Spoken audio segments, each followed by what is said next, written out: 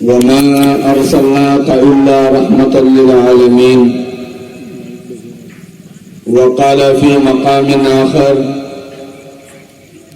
قل يا عبادي الذين أسرفوا على أنفسهم لا تقنطوا من رحمة الله إن الله يغفر الذنوب جميعا إنه هو الغفور الرحيم. وقال النبي صلى الله تبارك وتعالى عليه وسلم: أنا بعثت لأتمم مكارم الأخلاق، أو كما قال صلى الله عليه وسلم. اللهم صل وسلم بارك على محمد وعلى آل محمد كما صليت على إبراهيم وعلى آل إبراهيم إنك حميد مجيد.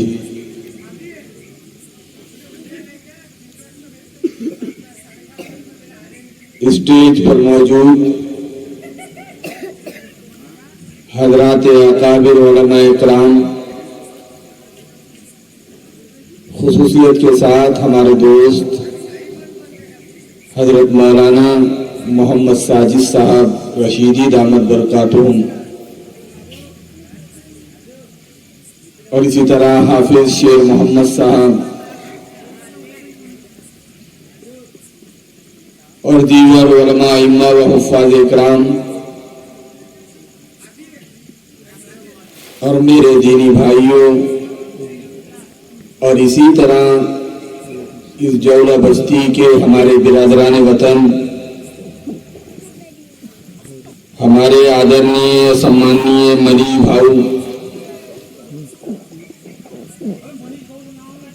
اور اسی طرح بھالو بھاؤ راؤت اور ہمارے تمام ہندو بھائی، میں ایک پیغام لے کر آپ کے جولہ میں آیا ہوں. ایک سندیش ہے، پروردگار عالم کا ایک میسیج ہے، ایک پیغام ہے رب العالمین کا.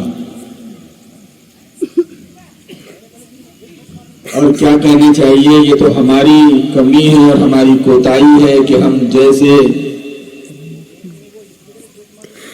پروردگار عالم اللہ تبارک و تعالیٰ کے میسیج کو اور سندیش کو اس وشو میں بسنے والے مانو ذاتی تک نہ پہنچا سکے. آج میں ایک سندیش، ایک میسیج لے کے آیا ہوں کہ ہم کو پیدا کرنے والے نے کیوں پیدا کیا، ہمارا دنیا میں آنے کا مقصد کیا ہے. اگر ہمارا دنیا میں آنے کا مقصد وہی ہے کماؤ کھاؤ اور مر جاؤ اور مٹی بن جاؤ، تو پھر ہم میں اور گلی کے کتے میں کیا فرق ہے؟ وہ بھی پیدا ہوتا ہے، کھاتا ہے، مر جاتا ہے. تو پھر ایک مانو ذاتی میں، ایک انسان میں، ایک پشو میں، ایک پکشی میں کیا فرق رہ جاتا ہے؟ حالانکہ انتم سندیش تھا، لاسٹ میسنجر پروفٹ پیغمبر حضرت محمد صلی اللہ علیہ وسلم نے فرمایا: ان الدنیا خلقت لکم وخلقتم للآخرہ، کہ دنیا تمہارے لیے پیدا کی گئی ہے اور تم آخرت کے لیے پیدا کیے گئے ہو. ہم کو پیدا کرنے والا ایک اللہ. ہمارے ہندو بھائی اپنے دھارمک گرنتھ اور کتابوں کے اعتبار سے جو اپنے بھگوان کو مانتے ہیں، مسلمان قرآن کو مانتے ہوئے اپنے پالنہار رب العالمین کو اللہ کہتے ہیں. وہ اللہ پاک پوتر قرآن میں یہ اعلان کر رہا ہے: اے جولہ میں بسنے والی مانو ذاتی، یہاں پر بسنے والے ہندوؤں، مسلمانوں، کرسچنوں، جو بھی جس بھی سماج کا یہاں پر انسان، آدمی، مہیلا، بالغ، بچہ، بچی جو بھی رہتا ہے، وہ پروردگار عالم ہم تمام سے ایک بات کہہ رہا ہے، یا ایھا الناس اتقوا ربکم الذی خلقکم من نفس واحدہ وخلق منها زوجها وبث منهما رجالا كثيرا ونساء، کہ تم سارے کے سارے مانو ذاتی، چاہے اس دھرتی پر بسنے والے، اتر سے لے کر دکن تک اور پورب سے لے کر پچھم تک، جتنے پانی میں اور پانی کے بغیر، خشکی میں، بحر میں اور تر میں، جہاں کئی بھی مانو ذاتی رہتی ہیں، سنو سنو سنو، یہ آج کے اس اندھیری رات کو گواہ بنا کر میں اس کا پیغام جولا میں بسنے والے ایک ایک انسان تک پہنچانے آیا ہوں کہ تم اپنے پیدا کرنے والے سے ڈرو، جس نے تمہیں ایک ماتا اور پیتا سے پیدا کیا۔ جب کوئی ایک ماتا پیتا سے پیدا ہوتا ہے تو میرے بھائیوں، چاہے پھر وہ کوئی ہو، وہ آپس میں بھائی بھائی ہوتا ہے۔ پتہ یہ چلا، چاہے بھارت کے رہنے والے انسان ہو، چاہے افریقہ میں رہنے والے انسان ہو، چاہے امریکہ میں رہنے والے انسان ہو، ہم سارے کے سارے آدم علیہ السلام کی اولاد ہیں، ہم حضرت حوا علیہ السلام کی اولاد ہیں۔ ہمارا سلسلہ دوسری کتابوں میں آدم و حوا کو کسی اور نام سے پکارا گیا ہے، لیکن ہماری کتاب پاک پوتر قرآن میں آدم کہا گیا ہے، روایات میں حوا کہا گیا ہے۔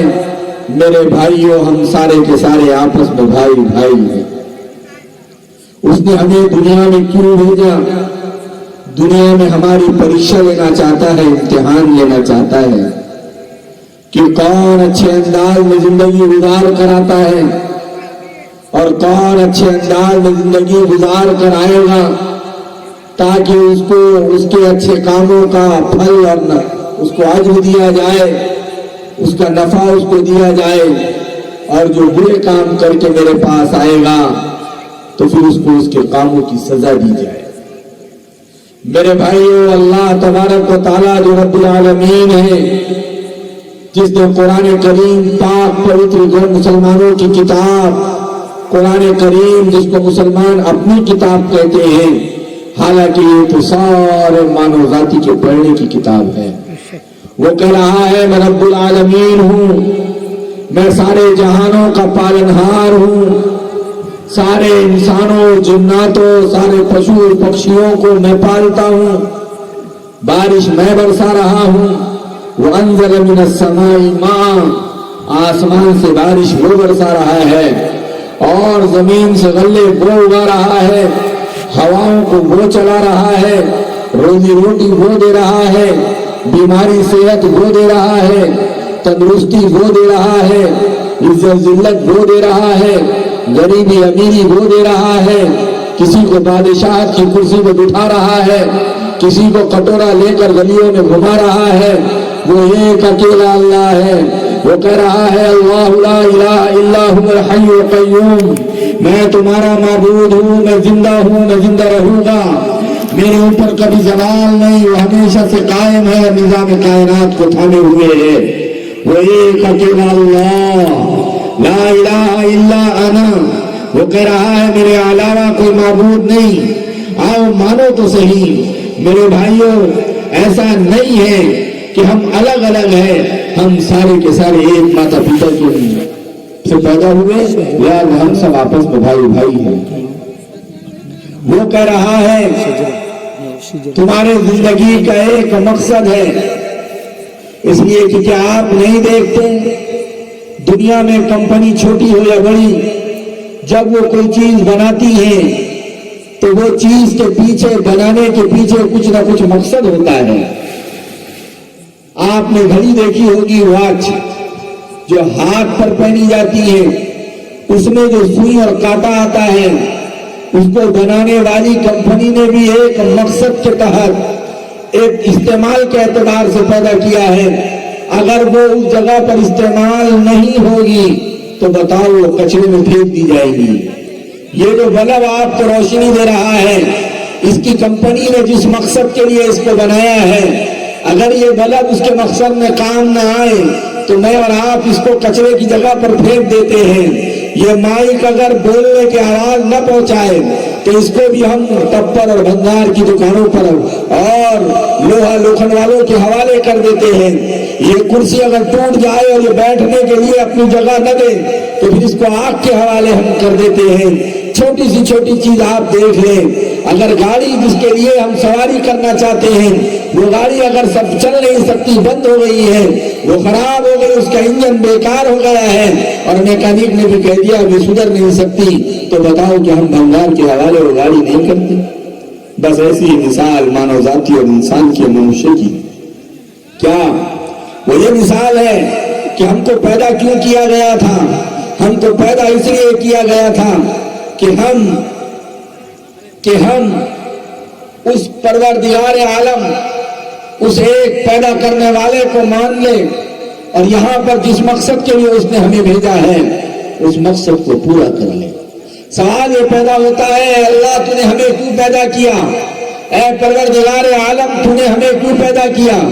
تو وہ جواب یہ دیتا ہے وَمَا خَلَقْتُ الْجِنَّ وَالْإِنسَ إِلَّا لِيَعْبُدُونَ، میں نے تمہیں فرما بردار بن کر زندگی گزارنے والا بنا کر پیدا کیا ہے کہ تم دنیا میں جا رہے ہو، جو آدیش میرے ہوں گے، جو قانون میرے ہوں گے، جو میں تمہیں زندگی گزارنے کا طریقہ دوں گا اس طریقے زندگی کو عمل کر کے آنا۔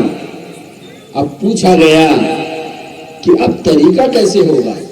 تو اس نے کہا لَقَدْ كَانَ لَكُمْ فِي رَسُولِ اللَّهِ أُسْوَةٌ حَسَنَةٌ، کہ تمہارے لیے بہترین نمونہ، اسوہ، آئیڈیل اور ماڈل پروفٹ پیغمبر محمد صلی اللہ علیہ وسلم کی ذات میں ہے، آپ کی زندگی میں۔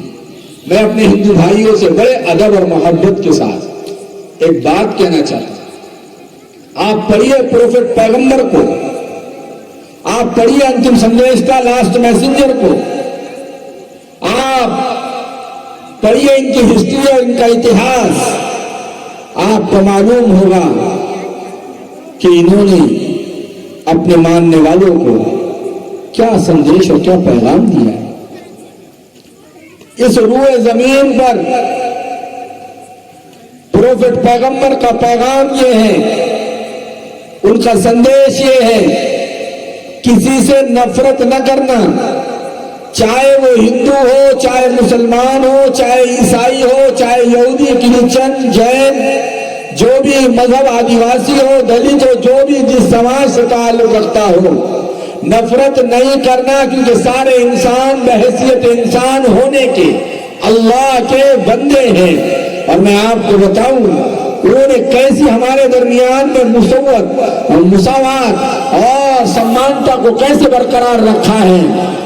یہ جتنے مسلمان ہیں، اگر یہ کسی دلت کے منہ کا پانی پی لے، کسی برہمن کے منہ کا پانی پی لے، کسی جین کے منہ کا پانی پی لے، کسی ہندو ذات، مسلمان، نان مسلم جو بھی ہوں گے ان کے منہ کا پانی پی لے، تو آؤ میں تمہیں بتاتا ہوں پروفٹ پیغمبر انتم سندیش کا لاسٹ میسنجر نے کیا کہا اور کیسی سمانتا دی۔ اگر وہ پانی جس نے پیا ہے اور پھر مسلمان اس کے منہ کا پانی پی رہا ہے جو مسلمان نہیں ہے، میرے بھائیوں، پروفٹ پیغمبر اسلام یہ کہتا ہے کہ مسلمان کے مسلمانی میں ذرہ برابر بھی فرق نہیں آئے گا۔ کیوں؟ کیونکہ وہ بھی انسان ہے اور آپ بھی انسان ہیں۔ مجھے بتاؤ اتنی بڑی سمانتا کوئی دے سکتا ہے؟ اتنا بڑا برابری کوئی کر سکتا ہے؟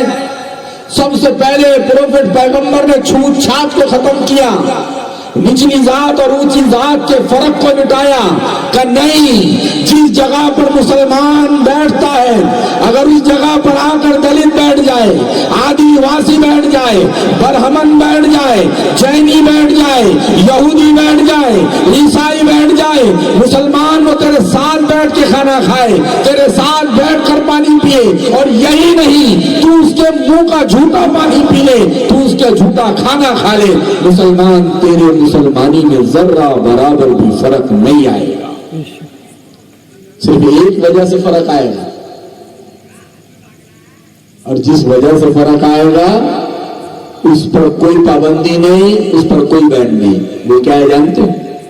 اگر سامنے والا, اب ایک مسلمان نے پانی پیا چھوڑ دیا, میری بات سمجھ میں آ رہی نا آپ کی؟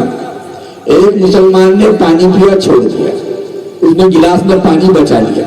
ہمارے ہندو بھائی نے پانی پیا اور گلاس میں پانی بچا لیا, تو میں پی لوں گا, مجھے کوئی فرق نہیں پڑتا.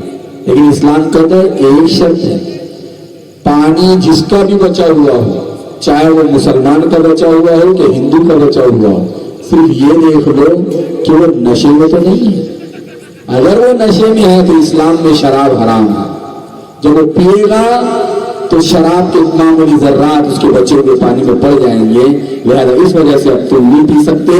اور اگر وہ نشے میں نہیں ہے, چاہے وہ پینے والا مسلمان ہو یا ہندو ہو, تو اسلام کہتا ہے تم اب بلا جھجک پانی پی سکتے. لیکن آپ دیکھیں ہمارے درمیان میں نفرتوں کی دیوار کھڑی کر دی گئی. لیکن یہ مذہب پہ تو بین ہے, لیکن شراب پہ بین نہیں, جس سے گھر اجڑتے ہیں, جس سے پتنیاں پریشان ہوتی ہیں, جس سے طلاقیں بڑھتی ہیں, جس سے شراب پینے والا اپنے ماتا, پتنی, بیوی, اپنی بچی, اپنے چھوٹے بچے اور گھر والوں پر ہاتھ اٹھاتا ہے, انیائے کرتا ہے, ظلم کرتا ہے. کہنے لگے وہ شراب اسلام میں حرام ہے. اسلام نے اس چیز کو حرام قرار دیا. آپ نہیں دیکھتے پاک پوتر قرآن میں اللہ نے کیا فرمایا؟ انما الخمر والمیسر والانصاب والازلام رجس من عمل الشیطان فاجتنبوہ. قرآن کہہ رہا ہے, پاک پوتر قرآن میں رب العالمین ایک پالنہار کہہ رہا ہے, تم پڑھے پاک پوتر قرآن کہ شراب جوا تمہارے لیے حرام قرار دیا گیا. شراب پینا یہ شیطانی عمل ہے, اس لیے کہ جب کوئی شراب پیتا ہے تو اس کی عقل غائب ہو جاتی ہے, پھر وہ کام کر گزرتا ہے جو اس نے نہیں کرنا چاہیے. اس لیے اسلام نے پابندی کس پر لگا؟ شراب پر. ہمارا حال کیا ہوگا جانتے ہو؟ ہم سارے کے سارے جو پابندی لگا رہے ہیں, پتہ ہے کہاں پہ لگا رہے ہیں؟ شراب کی وجہ سے جو چیز وجود میں آتی. اگر آدمی نے نشے میں کسی کو مار دیا تو رپورٹ ہوتی ہے, رپورٹ ہوئی پولیس اسٹیشن میں, پولیس اسٹیشن جس نے مارا اس کو پکڑ لیتے پولیس والے. ہوتا نہیں ہوتا ہے سر, بولو تو صحیح. میری بات سمجھ میں آ رہی نا؟ میری زبان تمہاری زبان سمجھ میں آ رہی نا؟ میں کہیں سے نہیں آیا, یہیں سے زیادہ دور نہیں, میرا گاؤں بہت قریب ہے یہاں سے. یہ بات الگ ہے, اپنی ملاقات پہلی بار ہو رہی. ہمارے ہندو بھائی کی بات سمجھ میں آ رہی نہیں؟ آ رہی نا؟ ماشاء اللہ. تو اب پابندی کہاں پر لگائے؟ لڑو مت. کہاں پر لگائی جی؟ لڑو مت. اب لڑے تو رپورٹ ہو گئی.